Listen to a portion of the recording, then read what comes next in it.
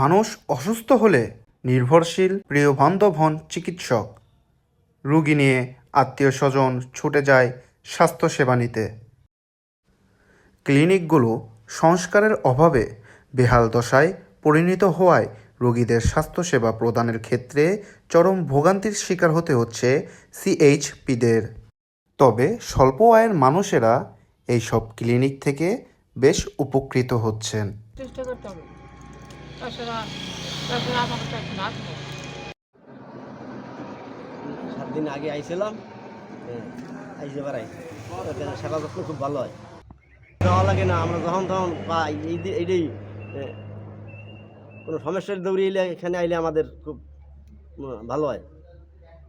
Community ক্লিনিকটা তো এইভাবে করা যায়, স্বাস্থ্যসেবাটা একই সূত্রে গাঁথা হয়। যেমন পরিবার কল্যাণরা একই জায়গায় বসে সেবা প্রদান করবেন, স্বাস্থ্য সহকারীরা একই জায়গায় বসে সেবা প্রদান করবেন এবং সিএসসিপিটা একই জায়গায় বসে সেবা প্রদান করলে মানুষ ক্লিনিকমুখী আরও বেশি হবে এবং স্বাস্থ্যসেবার মান আরও ভালো হবে। প্রভাবশালী তাদের জন্য আবার এক্সটার্নাল হুমকি দামকি, যেমন ওষুধপত্র নেওয়া এরকম কিছু ব্যাপার স্যাপার হয় যে তারা আসলে তাদের একটু বেশি ওষুধ দিতে হবে, কিছু বলার থাকে না, তারা হয়তো বা পলিটিক্যাল মুভমেন্টের সাথে জড়িত থাকে না। এরকম স্বাস্থ্যসেবাটা একই সূত্রে গাঁথা হয়।